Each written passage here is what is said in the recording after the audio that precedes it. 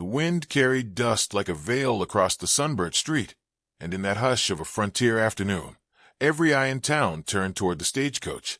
Its wheels groaned to a stop, the driver spit into the dirt, and from within stepped a woman clutching a single trunk.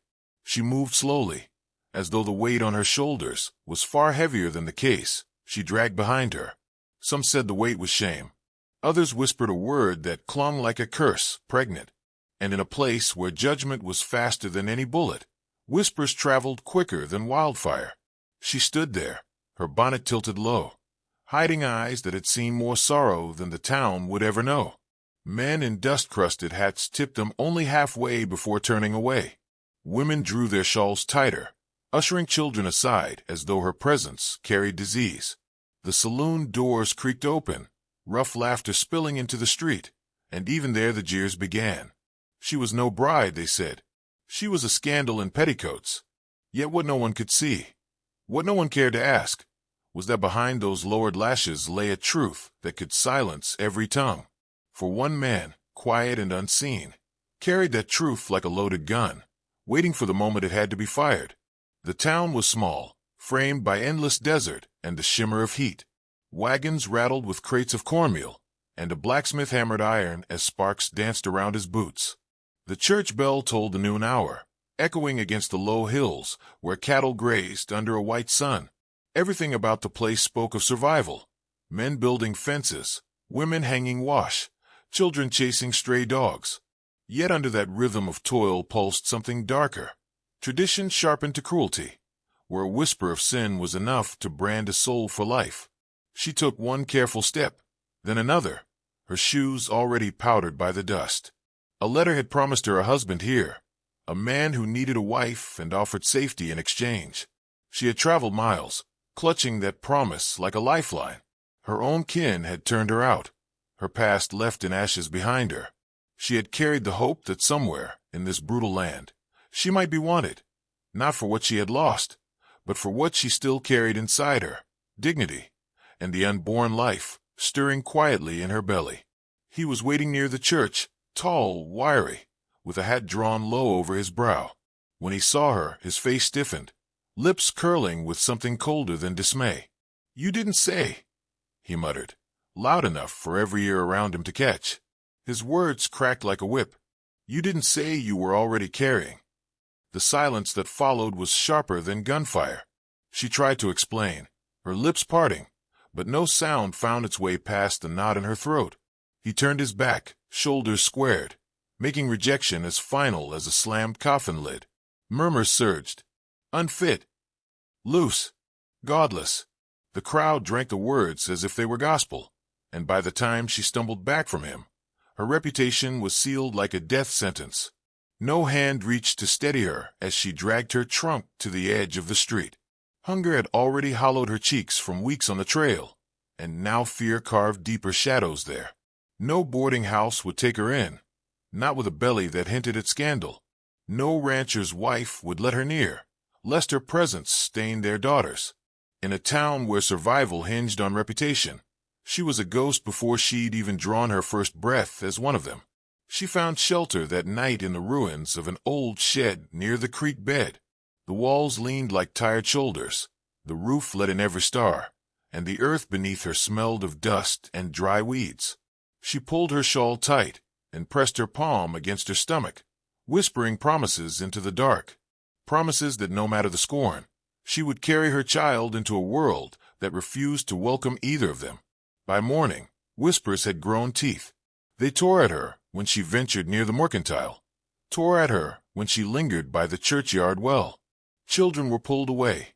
Women crossed the street. A loaf of bread left unattended on a table was snatched away when her hand reached for it. Even hunger could not soften their judgment.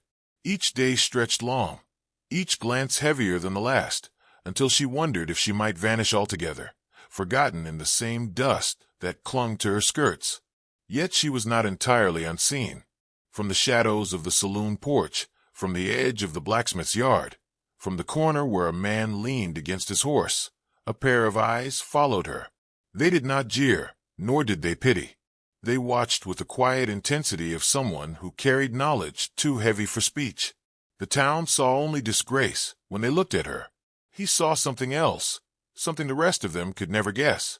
One evening, as the sun bled red into the horizon and church bells marked another passing day, she returned to her broken shed with empty hands. The hunger gnawed sharper than ever, and for the first time she sank into the dirt and let tears come. She had been strong, strong for the child, strong for herself, but the weight of every whisper, every turn back, pressed too hard. She whispered into the night, "Why was I sent here? Why did God send me to a place with no mercy?"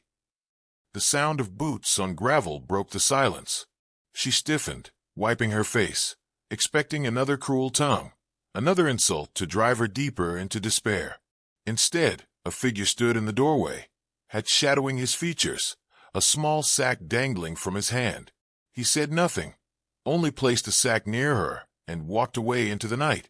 Inside was bread, dried meat, and an apple so red it seemed like a miracle.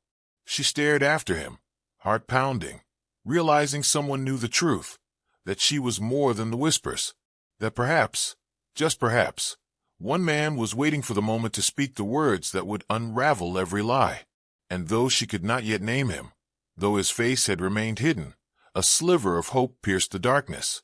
For in the silence of that dusty frontier town, where judgment ruled like a tyrant, the first spark of a different kind of justice had been lit. The first sign of trouble came with the thunder of hooves.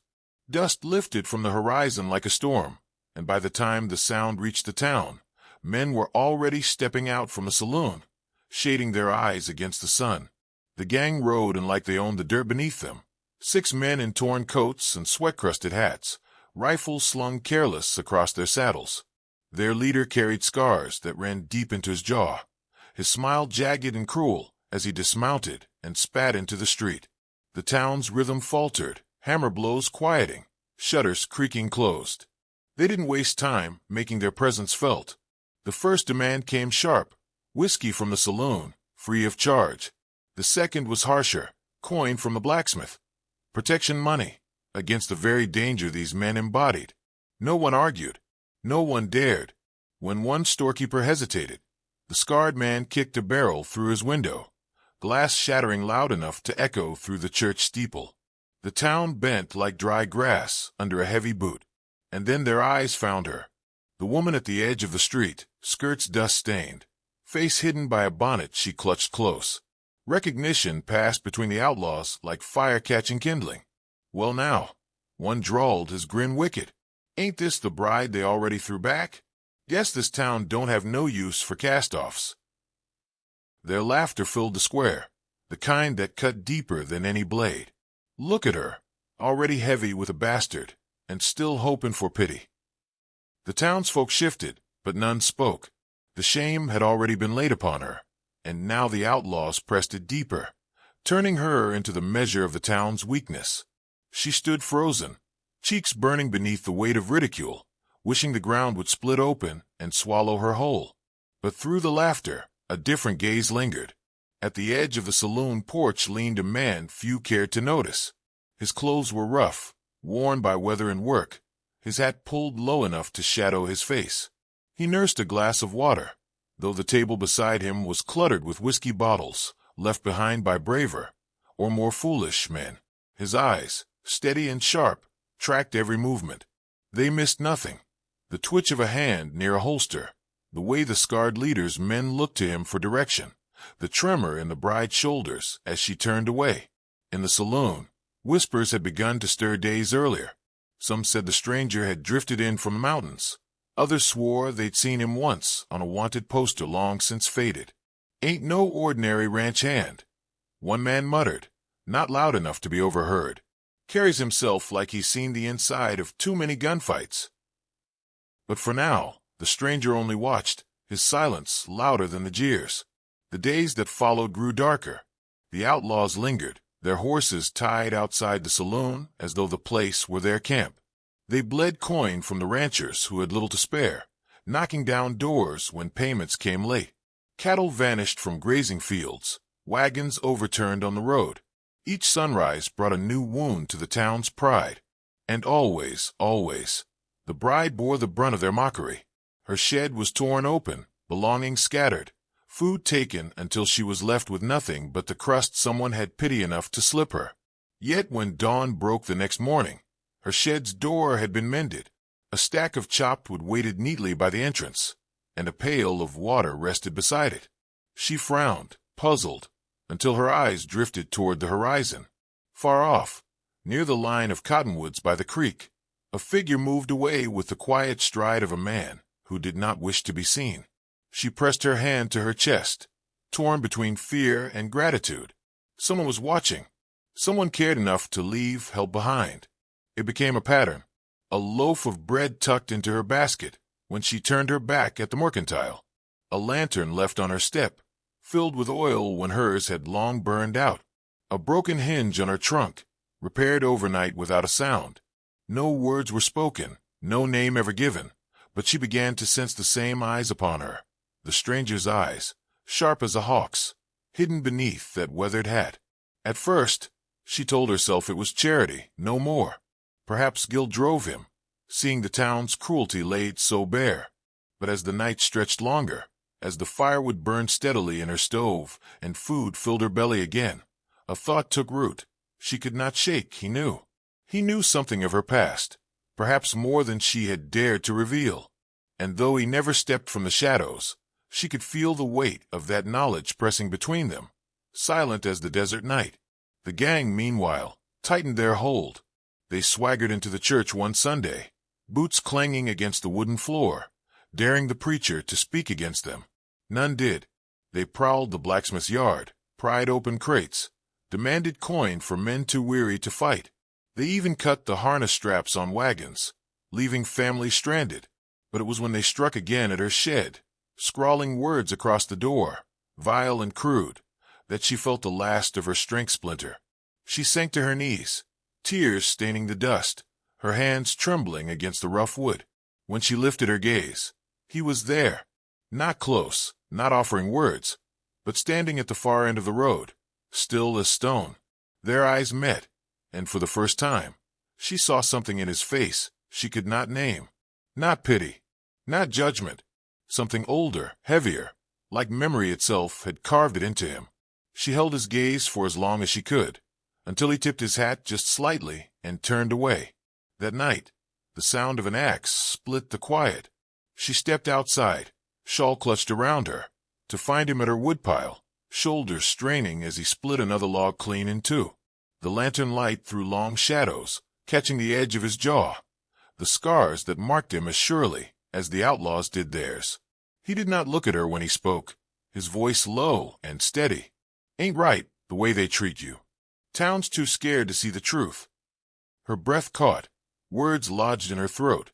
Before she could ask what truth he meant, he set down the axe, wiped his hands, and walked into the dark, leaving her heart pounding with more questions than answers.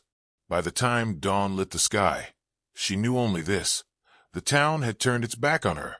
The outlaws sought to break her, but somewhere in the shadows stood a man who carried her burdens like his own, a man who watched, who knew, and whose silence trembled with the promise of something yet to come. The nights grew colder, and though the shed offered little warmth, it had become her refuge. She would sit by the dim lantern, shawl wrapped close, whispering to the life inside her, promising the child a world that had yet to show them mercy. One evening, when the silence pressed too heavy, she found herself speaking aloud, not to herself, but to the man standing just beyond the doorway. He had come again without calling, leaving a basket of potatoes and beans by the step. But this time, when she lifted her eyes, she asked him to stay. For a long moment he hesitated, then crossed the threshold, removing his hat with a quiet dignity. His presence filled the small space, like a storm waiting to break. "I know what they say about me," she whispered, eyes lowered, "that I came here already carrying, that I'm not fit for a husband, not fit for this town. They look at me and see shame." Her voice trembled, and she pressed her hands protectively over her belly. "But it isn't what they think. I had no choice but to leave the life behind me. I lost everything, my kin, my name, my place in the world. All I had was a promise of someone waiting here, and now even that's gone." For the first time, He looked at her, with something raw flickering in his eyes. He knelt beside the trunk she used as a chair, his voice low, rough as gravel. You don't carry shame. You carry truth. Only thing wrong is that the town's too blind to see it. She frowned, startled by the certainty in his tone. What truth? She asked, her breath catching. He studied her, as if measuring how much of himself to reveal. At last, he said, I knew your kin. Knew the man you were promised to before you ever came west. Knew the lies that drove you out.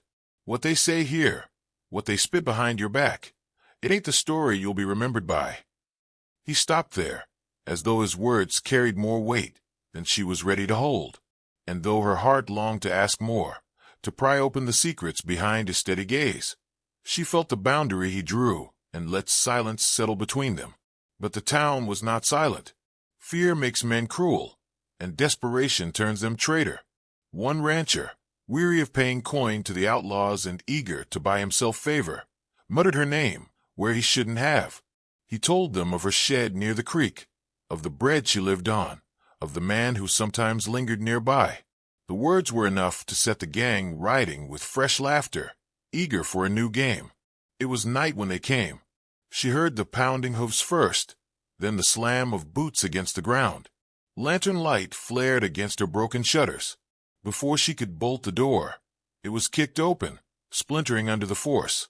Rough hands dragged her into the cold, voices jeering, foul with whiskey. There she is.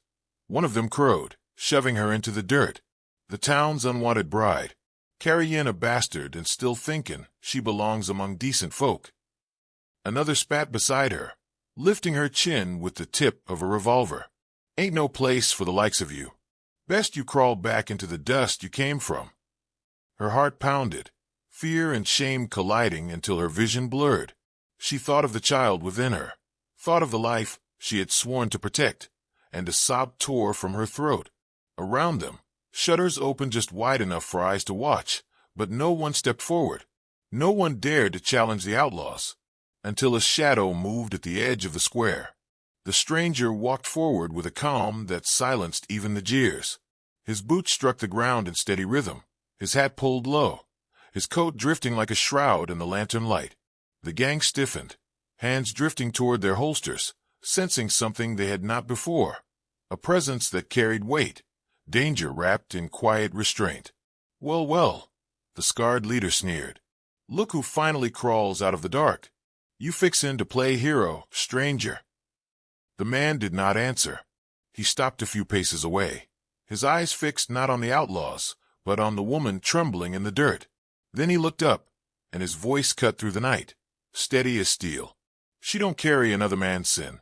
She carries mine. The word struck like gunfire. A gasp rose from the onlookers hidden in doorways and windows. The gang blinked, thrown off balance.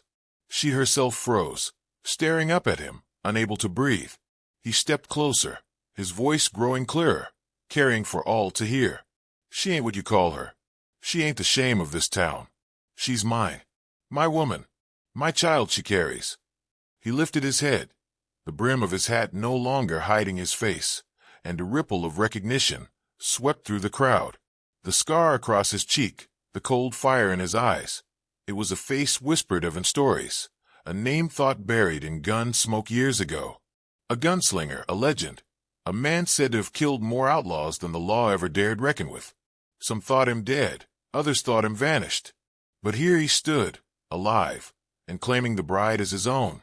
The scarred leader shifted uneasily, his sneer faltering. You, he spat. You expect us to believe. The stranger's hand moved faster than words could follow. One moment it hung by his side. The next his revolver gleamed in the lantern light, barrel steady on the outlaw's chest. Silence fell, thick and absolute. I don't care what you believe, the gunslinger said, his voice like iron striking an anvil. What I care is this. She belongs here. And anyone says otherwise answers to me. The bride's breath shuddered, tears spilling down her cheeks, not from shame this time, but from the shock of truth revealed. Gasps rippled through the watching town as realization set in. The man they had dismissed as a drifter, the woman they had cast out in scorn, Together they carried a truth that shattered every lie. No one moved. The outlaws stood tense, fingers twitching near their weapons, but the weight of legend hung heavier than their courage. Around them, the townsfolk began to stir, shame dawning on their faces as they realized what they had done. They had judged too quickly, condemned too easily, and in doing so, nearly lost the only hope that had walked among them. She pushed herself to her feet, trembling but unbroken now, her eyes never leaving his. For the first time since she had arrived, she felt the ground steady beneath her, anchored by the man who had stepped from the shadows and named her his. And in that moment, the tide of the town began to turn. Morning broke with a sky the color of steel, the kind of pale silence that carried foreboding through every street and doorway. The town awoke not with the bustle of trade or prayer, but with the hushed awareness that blood might stain the dirt before sundown. Word had spread, by whisper, by fear, that the outlaw gang had given their answer. They would not leave, not bend, not suffer humiliation at the hands of one man. And so, there would be a reckoning. The stranger stood at the center of town, his hat brim shadowing his eyes, his revolver resting loosely at his side.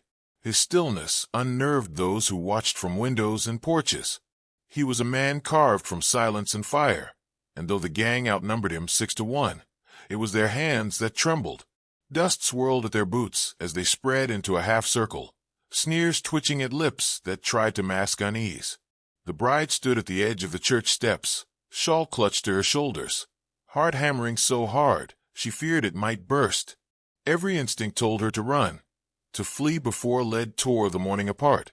Yet something stronger kept her rooted, the knowledge that he had claimed her, spoken truth when all others had spat lies.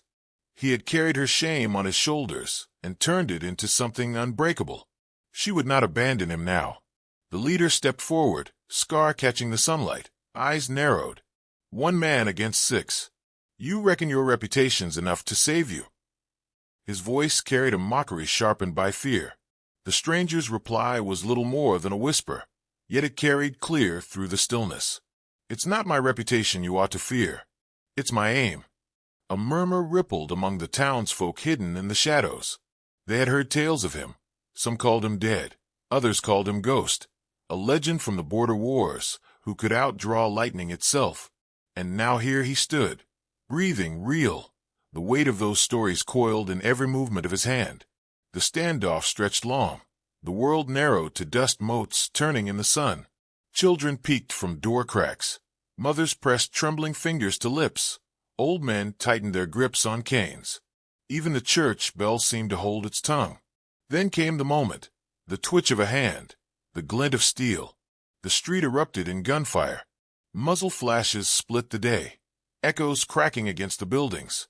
The stranger moved not with haste, but with terrible precision, his revolver barking once, twice, 3 times. 3 men fell before the others had fired their second shot, dust blooming around their sprawled bodies.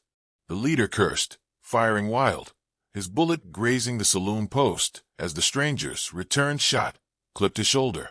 The outlaw spun, screaming, staggering back. The last 2 lunged forward, rage overtaking fear. One charged with a knife, the other with his revolver half-drawn. The stranger pivoted, calm as stone, and the knife-wielder dropped before he took another step. The 6th man fired wildly, bullets tearing holes in the church wall, but the stranger advanced, each step measured, his eyes cold as winter. The townsfolk watched and held breath as the outlaw's courage crumbled. His final shot went high, and in that heartbeat of terror, the gunslinger's bullet found him clean. Silence roared back, louder than the gunfire. When the dust settled, 6 men lay scattered, the air thick with powder. The stranger holstered his revolver with the quiet finality of a man who had killed enough to last 10 lifetimes. He did not raise his voice in triumph, did not taunt or threaten. He simply turned to her, his eyes finding hers, steady and unshaken. The town exhaled as if waking from a nightmare. Doors creaked open, boots scuffed cautiously into the street. Men who had hidden behind curtains moments ago now stood blinking in the sun. Women lowered shawls from their faces. They looked to her, the woman they had condemned, and shame etched itself across every line of their expressions. Where once there had been whispers of scorn, there was only silence heavy with remorse. She stood taller beneath their gaze, though her cheeks were wet with tears. Not tears of humiliation, but of release. For the first time, she was not seen as an outcast, not branded by lies.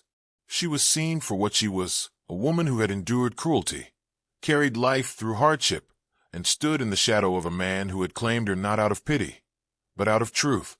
He crossed to her slowly, boots crunching over the dirt, and when he reached her side, he laid a hand on her shoulder. The gesture was simple, yet it carried the weight of every word he had spoken. She leaned into it, her eyes closing as a tide of strength washed through her. Around them, voices began to murmur, not in judgment but in awe. She ain't what we thought.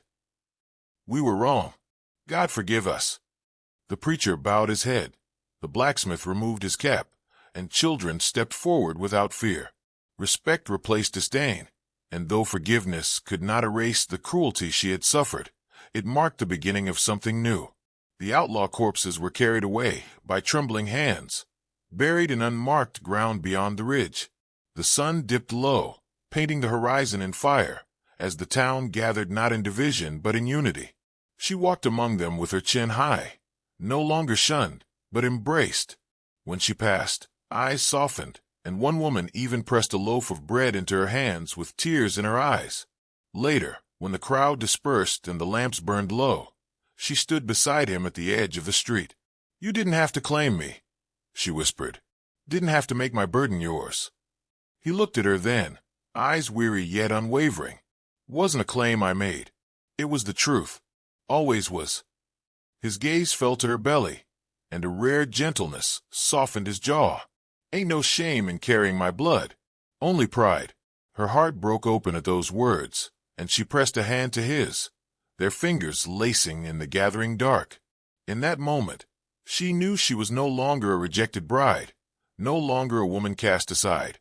She was his, and he was hers, bound not by lies, but by a truth that had survived every cruelty of man and wilderness. The years ahead would not be easy. The frontier never promised ease, but she would walk them with her head high, her child no longer a mark of disgrace, but a symbol of survival, of love born in the harshest soil. And when, years later, folk told stories in saloons and under starlight, they spoke of that day. They spoke of the gunslinger who stepped from the shadows, of the bride the town had spurned, and of how their truth turned the tide of a whole community. They called her the rejected bride, the storytellers would say, leaning close to their listeners. But history remembers her as the woman whose truth, and the man who carried it, changed a town forever.